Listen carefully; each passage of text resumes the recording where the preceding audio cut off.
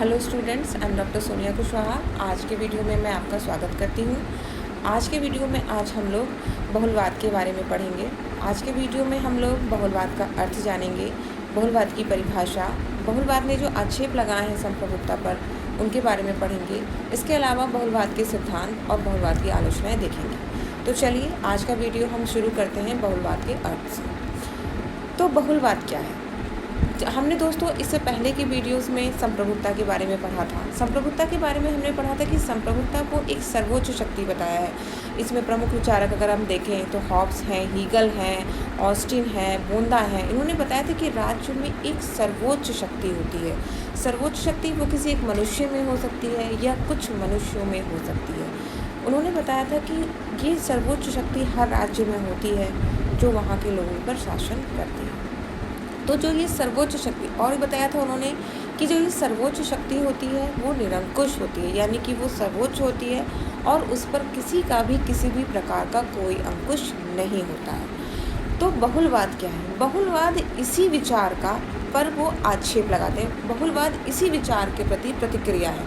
बहुलवाद कहता है कि नहीं, ऐसा नहीं है, राज्य ही केवल सर्वोच्च शक्ति नहीं है। तो अगर फिर बहुलवाद कहता क्या है? बहुलवाद एक बात को लेकर चलता है। बहुलवाद कहता है कि राज्य जो है वो समुदायों का समुदाय है, यानी कि वो कहते हैं कि मनुष्य के जीवन में ऐसे बहुत सारे पक्ष हैं। केवल वो एक राजनीतिक प्राणी नहीं है, बल्कि वो सामाजिक प्राणी भी है, वो आर्थिक प्राणी भी है, वो राजनीतिक प्राणी के साथ भी है, नैतिक प्राणी भी है, आध्यात्मिक प्राणी भी है। तो कहता है इस तरीके से मनुष्य के जीवन के बहुत सारे आस्पेक्ट्स हैं, बहुत सारे पहलू हैं। तो कहते हैं कि राज्य जो है वो केवल राजनीतिक पहलू को प्रभावित करता है। इसी तरीके से अन्य समुदाय हैं, जैसे आर्थिक समुदाय हो गए, वो आर्थिक पहलू को प्रभावित करते हैं। धार्मिक समुदाय हो गए, वो धार्मिक या आध्यात्मिक पहलू को प्रभावित करते हैं। तो वो कहते हैं कि राज्य इन्हीं समुदायों जैसा एक समुदाय है केवल, और जो बाकी समुदाय हैं वो भी राज्य के समकक्ष हैं, यानी कि राज्य के बराबर ही हैं, राज्य से कहीं भी सर्वोच्च नहीं है। तो यहाँ पे वो सबसे पहली चीज़ तो निरंकुश संप्रभुता का विरोध करते हैं। वो कहते हैं कि ऐसी कोई भी संप्रभुता नहीं होती जो पूरी तरह से निरंकुश हो, जिस पर किसी भी प्रकार का कोई अंकुश ना लगा हो। तो यहाँ पर बहुलवादी ये कहते हैं कि जो राज्य है वो एक समुदाय है ऐसा, जिस तरीके के और समुदाय, उसकी और ज़्यादा वैल्यू नहीं है। स्टूडेंट्स, मैं यहाँ पे आपको एक चीज़ और क्लियर करना चाहूँगी कि जब हम लोग राज्य शब्द का इस्तेमाल करते हैं तो यूजुअली जब हम इस टर्म को यूज़ करते हैं तो हम समझते हैं जैसे हम किसी राज्य से यूपी, बिहार, उत्तराखंड की बात कर रहे हैं। बट जब हम पॉलिटिकल थ्योरी पढ़ते हैं और यहाँ पे हम राज्य शब्द का इस्तेमाल करते हैं तो स्टूडेंट्स हम लोग इस समय से मतलब देश समझते हैं। यहाँ पे राज्य का मतलब देश होता है। स्टूडेंट्स, जब भी हम लोग पॉलिटिकल थ्योरी पढ़ते हुए राज्य शब्द का इस्तेमाल करेंगे तो आप लोग इसको देश ही समझिएगा। तो स्टूडेंट्स, यहाँ पे हमने देखा बहुलवाद का अर्थ। अब हम इसकी परिभाषा देख लेते हैं, इससे इसका अर्थ और भी अच्छे से क्लियर हो जाएगा। हेसियो बहुलवाद की परिभाषा देते हुए कहते हैं कि बहुलवादी राज्य एक ऐसा राज्य है जिसमें सत्ता का केवल एक ही स्रोत नहीं है। यह विभिन्न क्षेत्रों में विभाजनीय है और इसे विभाजित किया जा सकता है। स्टूडेंट्स, जब हमने संप्रभुता के बारे में पढ़ा था तो हमने पढ़ा था कि राज्य में सत्ता का केवल एक ही स्रोत होता है, लेकिन बहुलवादी ऐसा नहीं मानते। साथ ही उन्होंने ये भी कहा है कि इसे विभिन्न क्षेत्रों में विभाजित किया जा सकता है, यानी कि सत्ता के स्रोत को वो कई सारे मानते हैं और सत्ता को विभाजित भी मानते हैं, जबकि संप्रभुता का एकलवादी सिद्धांत संप्रभुता को विभाजित नहीं मानता था। आगे हम देख लेते हैं प्रमुख बहुलवादी विचारक कौन कौन से हैं। तो Gierke, Maitland, Figgis, Duguit, Krabbe, Lindsay, Durkheim, Miss Follett, Barker, GDH Cole और लास्की, ये कुछ प्रमुख बहुलवादी विचारक हैं। इसके बाद हम लोग बहुलवाद के सिद्धांत देख लेते हैं कि बहुलवाद के प्रमुख मौलिक सिद्धांत कौन कौन से हैं। सबसे पहली जो मान्यता है या सिद्धांत है बहुलवाद का, वो है राज्य केवल एक समुदाय है। तो हम देखें, जैसा कि संप्रभुतावादी विचारकों ने बताया है कि राज्य एक सर्वशक्तिमान है, सर्वव्यापक है, एक ऐसी संस्था है जो मनुष्य के जीवन के प्रत्येक पहलू पर प्रभाव डालती है। तो बहुलवादी इसे नहीं स्वीकार करते। वो कहते हैं कि राज्य केवल एक समुदाय है। राज्य में बहुत सारे समुदाय होते हैं जैसे आर्थिक समुदाय, राजनीतिक समुदाय, नैतिक समुदाय, धार्मिक समुदाय। राज्य भी एक ऐसा ही समुदाय है जो केवल मनुष्य के राजनीतिक जीवन के पक्ष पर ही प्रभाव डालता है। इसके बाद अगला इसका सिद्धांत है बहुलवादी राज्य और समाज में अंतर करते हैं। तो बहुलवादी विचारक जो हैं वो राज्य और समाज में अंतर करते हैं और वो समाज को राज्य की तुलना में बहुत अधिक बड़ा संगठन बताते हैं और वो कहते हैं कि राज्य जो है समाज का केवल मात्र एक अंग है। इसके बाद अगली जो इसका सिद्धांत है वो है नियंत्रित सत्ता में विश्वास। बहुलवादी राज्य की नियंत्रित सत्ता में विश्वास करते हैं। स्टूडेंट्स, आप लोगों को याद होगा जब हमने संप्रभुता के बारे में पढ़ा था तो हमने देखा था कि संप्रभुतावादी जो विचारक थे जैसे ऑस्टिन, वो असीमित संप्रभुता की बात करते थे। यानी कि वो कहते थे कि राज्य की सत्ता पर किसी भी प्रकार का कोई नियंत्रण नहीं होता। कोई भी ऐसी शक्ति नहीं है जो उसे आंतरिक रूप से या फिर बाहरी रूप से उस पर किसी प्रकार का नियंत्रण रखती हो। बहुलवादी ऐसा नहीं मानते। बहुलवादी नियंत्रित सत्ता में विश्वास करते हैं। वो ये कहते हैं कि आंतरिक रूप से अगर देखें तो आंतरिक रूप में भी राज्य अपनी प्रकृति, अपने नागरिकों, अपने समुदायों के अधिकारों से सीमित होता है। जैसे अगर कोई राज्य कुछ भी गलत करता है तो जो नागरिक हैं उसका विरोध कर सकते हैं, उसकी सत्ता को हटा सकते हैं। तो इस तरीके से उस पर आंतरिक प्रतिबंध हो जाता है। और बाहरी प्रतिबंध अगर देखें तो किसी भी राज्य पर अंतर्राष्ट्रीय कानून का या अंतर्राष्ट्रीय जनमत का प्रभाव पड़ता है और वो उसकी अवहेलना नहीं कर सकता। तो बहुलवादी ये कहते हैं कि वो आंतरिक और बाहरी दोनों रूपों में नियंत्रित है, यानी कि अनियंत्रित सत्ता जैसी कोई भी चीज़ नहीं होती। अगला सिद्धांत है बहुलवादी के अनुसार कानून राज्य से स्वतंत्र व उच्च होता है। बहुलवाद कहता है कि कानून जो है वो राज्य से स्वतंत्र भी है और उच्च भी है। स्टूडेंट्स, आप लोगों को याद होगा कि संप्रभुता पढ़ते समय हमने पढ़ा था कि कानून क्या है? कानून संप्रभु की आज्ञा मात्र है, यानी कि जो संप्रभु ने कह दिया वही कानून है। तो जब संप्रभु कानून के बारे में बता रहा है तो यहाँ पे ये चीज़ स्पष्ट हो जाती है कि संप्रभु उस कानून के अधीन नहीं आता। लेकिन बहुलवादी इस बात को नहीं मानते।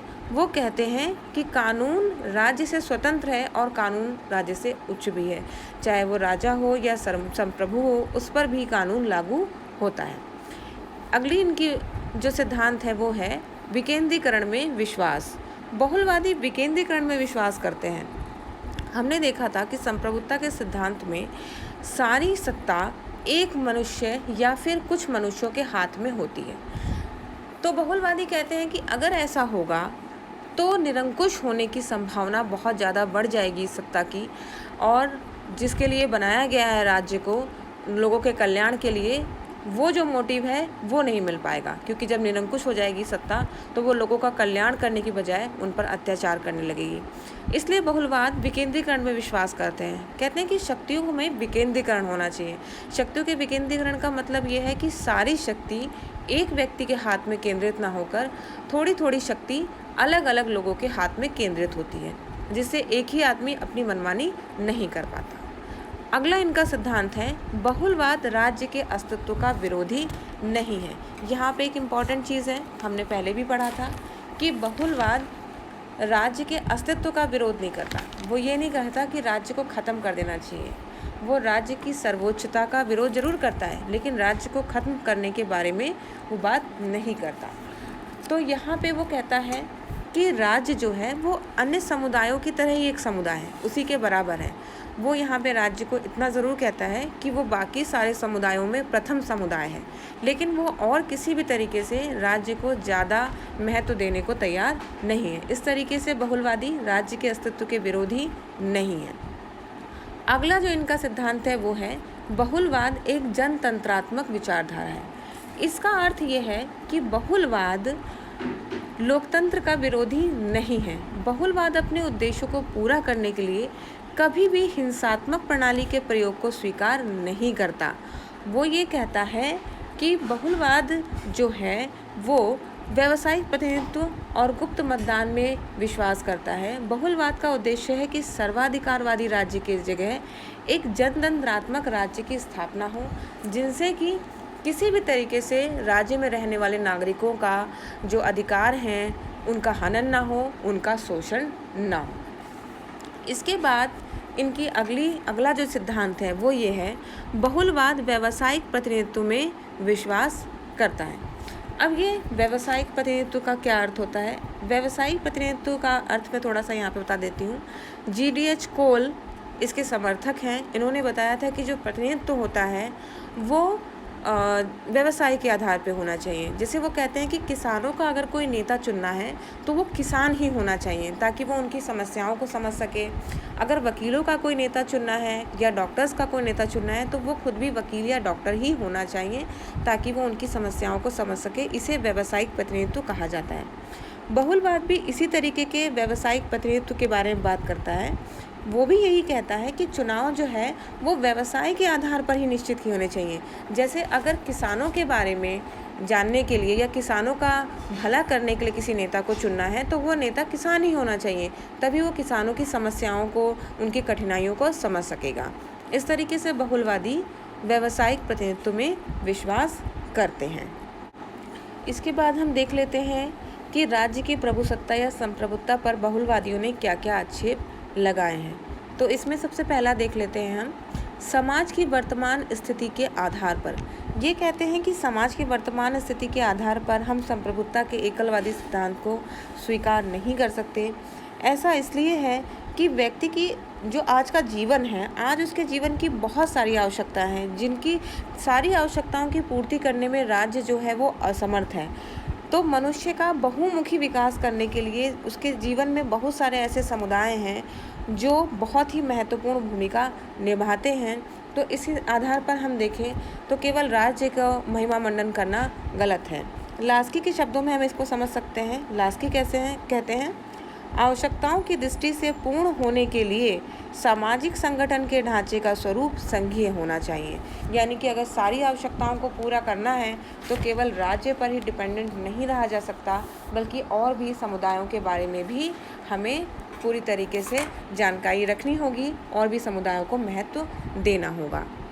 इसके बाद वो दूसरा जो बताते हैं ऐतिहासिक दृष्टिकोण के आधार पर भी वो संप्रभुत्ता पर आक्षेप करते हैं बहुलवादी। वो कहते हैं कि जिस प्रभुसत्ता, संपूर्ण प्रभुत्व संपन्न राज्य की बात ऑस्टिन करते हैं, ऐसी सत्ता तो कभी भी रही ही नहीं, क्योंकि वो कहते हैं कि हमेशा ही जो राज्य रहा है, जो राजा रहा है, उस पर हमेशा किसी न किसी तरीके का बंधन रहा है। या तो वो सामाजिक बंधन रहे हैं या फिर वो ईश्वरीय बंधन रहा है। जैसे कि जब हम दैवीय सत्ता की बात करते हैं तो भी ये माना जाता है कि अगर राजा अपनी प्रजा का पालन सही ढंग से नहीं करेगा तो इसका दंड उसे ईश्वर देंगे। तो इस तरीके से हम देख सकते हैं कि जो एकलवादी प्रभुसत्ता की बात जो संप्रभुत्तावादी करते हैं वो तो वास्तव में कहीं रही ही नहीं। इसके बाद हम अगली देख लेते हैं, व्यक्ति के विकास के आधार पर। तो बहुलवादी जो हैं वो संप्रभुत्ता का विचार जो है व्यक्ति के विकास में भी बाधक बताते हैं। वो कहते हैं कि राज्य बनाया क्यों गया था। वो कहते हैं राज्य को बनाया गया था व्यक्ति के विकास के लिए। राज्य को व्यक्ति के विकास के लिए बनाया गया था, यानी कि जो व्यक्ति है वो साध्य है और राज्य साधन है। तो ऐसी कंडीशन में अगर हम राज्य को असीमित अधिकार दे देंगे तो वो निरंकुश होने का भय हो जाएगा उसके, और निरंकुश होने के बाद वो व्यक्तियों का शोषण कर सकता है, उनके अधिकारों का उल्लंघन कर सकता है। तो जिस मान्यता को लेकर राज्य व्यक्ति के विकास के लिए राज्य बनाया गया था वो उद्देश्य पूरा नहीं हो पाएगा। तो इस तरीके से वो व्यक्ति के विकास में भी विकास के आधार पर भी इस सिद्धांत की आलोचना करते हैं या इसका विरोध करते हैं। इसके बाद वो अगला आधार लोकतंत्र के आधार पर भी संप्रभुत्ता पर आक्षेप करते हैं। वो कहते हैं कि जो लोकतंत्र का आधार है, लोकतंत्र का आधार यह है कि जनता पे हाथ में शासन हो। लेकिन वो कहते हैं कि लोकतंत्र में अगर देखा जाए तो नौकरशाही होती है, उसी के हाथ में पूरा शासन होता है, जिसे हम पूरी तरीके से लोकतंत्र नहीं कह सकते। लेकिन वो कहते हैं अगर बहुलवाद को अपनाया जाए तो वास्तव में जनता, यानी कि क्योंकि सत्ता जो है अलग अलग समुदायों में बटी होती है, सत्ता का विकेंद्रीकरण होता है, तो बहुत सारे लोगों के हाथ में सत्ता आ जाती है। इस तरीके से जनता जो है वो स्वयं भी सत्ता की भागीदार बन जाती है। तो अगर बहुलवादी ये मानते हैं कि अगर बहुलवाद को अपनाया जाए तो लोकतंत्र को वास्तव में अपनाया जा सकता है। इसके बाद वो कानून के स्वरूप के आधार पर अगली बात कहते हैं, वो कहते हैं कि संप्रभुतावादी जो विचारक हैं वो ये मानते हैं कि कानून जो है वो सबसे ऊपर है और कानून क्या है, संप्रभु की आज्ञा मात्र है। लेकिन बहुलवादी कहते हैं कि ऐसा नहीं होता, कानून केवल संप्रभु की आज्ञा नहीं होता बल्कि वो रीति रिवाज और नैतिकता से भी प्रभावित होता है। जैसे एक डच विद्वान क्रैब की अगर माने तो वो ये कहते हैं कि संप्रभुता केवल इसलिए नहीं माना जाता, केवल कानून को इसलिए नहीं माना जाता क्योंकि वो राज्य का आदेश है, बल्कि इसलिए माना जाता है क्योंकि वो समाज में उसका समर्थन किया है। जैसे कि अगर हम चोरी की बात करें तो चोरी करना सिर्फ इसलिए अपराध नहीं माना गया है क्योंकि कानून ने कहा है, बल्कि इसलिए भी कहा गया है क्योंकि चोरी करना नैतिक रूप से सही नहीं होता। तो इस तरीके से हमने देखा कि बहुलवाद ने संप्रभुता पर बहुत सारे आक्षेप लगाए हैं, जिसके कारण वो अपने सिद्धांत के बारे में बताते हैं और बताते हैं कि बहुलवाद का सिद्धांत संप्रभुता के सिद्धांत से ज़्यादा सही है। इस तरीके से हमने देखा कि बहुलवादी जो विचारक हैं वो कुछ कमियां बताते हैं संप्रभुता के सिद्धांत में, और उन्हीं कमियों को दूर करने के लिए बहुलवादी सिद्धांत को लाया गया है। इसके बाद बहुलवाद के सिद्धांत और बहुलवाद की संप्रभुता पर आक्षेप देखने के बाद हम बहुलवाद की आलोचनाएं देख लेते हैं। वैसे तो जब हम बहुलवाद को पढ़ते हैं तो हमें ऐसा लगता है कि वाकई इन्होंने बहुत सही चीज़ें बताई हैं और जो भी कुछ संप्रभुता के बारे में बताया गया है वो निरंकुश हो सकती है या वो सर्वोच्च होती है। वाकई ऐसा नहीं होता। लेकिन जब हम संप्रभुता के सिद्धांत को पढ़ने के बाद जब हम बहुलवादी सिद्धांत को पढ़ते हैं तो इसकी बहुत सारी आलोचनाएं, बहुत सारी कमियां हमें समझ में आती हैं। तो उनमें से देख लेते हैं इसकी क्या क्या आलोचनाएं हैं। सबसे पहली आलोचना है बहुलवाद का तार्किक निष्कर्ष अराजकता। हम ये मानते हैं स्टूडेंट्स कि जब किसी राज्य में एक सर्वोच्च सत्ता होती है तो उस राज्य में कानून व्यवस्था, शांति जो होती है वो बहुत सही तरीके से चलती है। लेकिन अगर बहुत ज़्यादा सत्ता का विकेंद्रीकरण कर दिया जाए या सत्ता के बहुत सारे स्रोत हो जाएं तो हम ये मान सकते हैं कि राज्य में अराजकता फैल सकती है। तो इस तरीके से अगर बहुलवाद का निष्कर्ष देखें तो बहुलवाद का जो तार्किक निष्कर्ष निकलता है वो अराजकता निकलता है। ये इसकी सबसे पहली आलोचना है। इसके साथ साथ बहुलवाद ये कहता है कि बहुत सारे समुदाय होंगे और वो सारे समुदाय मिलकर काम करेंगे, राज्य उन समुदायों में अग्रणी होगा। लेकिन यहाँ पे एक सवाल ये उठता है कि उन समुदायों का नियमन कौन करेगा और कैसे करेगा, और अगर सभी समुदायों का नियमन नहीं किया गया तो इस बात का क्या वो गारंटी बहुलवादी दे सकते हैं कि जो बाकी समुदाय बनाए गए हैं वो मनुष्य का या नागरिकों का शोषण नहीं करेंगे। तो ये बहुलवाद की एक आलोचना है। अगली आलोचना हम इसकी देख लेते हैं, भ्रामक धारणाओं पर आधारित। बहुलवाद कुछ भ्रामक धारणाओं पर आधारित है। जैसे कि वो कहता है कि प्रत्येक समुदाय का कार्यक्षेत्र एक दूसरे से सर्वथा अलग होता है। तो सबसे पहली बात तो ये है कि मनुष्य, हालांकि उसके मनुष्य के जो अलग अलग पहलू होते हैं व्यक्तित्व के, जैसे वो सामाजिक भी होता है, वो राजनीतिक भी होता है, नैतिक भी होता है और धार्मिक भी होता है, लेकिन हम इन पहलुओं को अलग कैसे कर सकते हैं। एक मनुष्य आर्थिक भी है, नैतिक भी है, आध्यात्मिक भी है। अब हम अगर हम ऐसे अलग अलग समुदाय बना दें जो एक नैतिक पक्ष को देखेगा, आर्थिक पक्ष को देखेगा, धार्मिक पक्ष को देखेगा, तो हम इनके कार्यों को अलग अलग कैसे बांट सकते हैं, हम इनको पूरी तरह से अलग कैसे कर सकते हैं। क्योंकि मनुष्य तो एक ही है, भले उसके जो एस्पेक्ट्स हैं व्यक्तित्व के वो कभी नैतिक होता है, कभी वो आर्थिक होता है, सामाजिक होता है, लेकिन वो मनुष्य तो एक ही है। तो इन्हें बांटना बहुत मुश्किल है। तो ये जो धारणाएं लेकर चला है बहुलवाद, ये अपने आप में बहुत ही ज़्यादा भ्रामक है। अगली इनकी आलोचना देख लेते हैं, सभी समुदाय समान स्तर के नहीं हैं। बिल्कुल सही बात है। बहुलवाद ये मान के चलता है कि समाज के सभी समुदायों में समान स्तर मान लिया गया है। वो कहते हैं कि सभी समुदाय जो हैं एक समान स्तर के हैं और बस राज्य जो है वो उनसे थोड़ी सी विशेष स्थिति रखता है और बाकी सारे समुदाय राज्य के बराबर हैं। तो यहाँ एक प्रश्न ये उठ जाता है कि दोनों चीज़ें कैसे पॉसिबल हो सकती हैं कि राज्य और बाकी समुदाय राज्य के बराबर भी हों और राज्य उनसे श्रेष्ठ भी हो ताकि वो उन पर नियंत्रण कर सके। तो ये चीज़ सही नहीं है।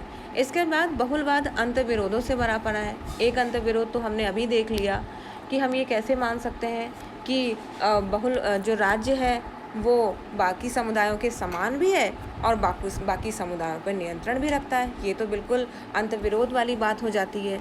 इसके बाद बहुलवादी व्यवस्था में व्यक्ति स्वतंत्र नहीं होगा।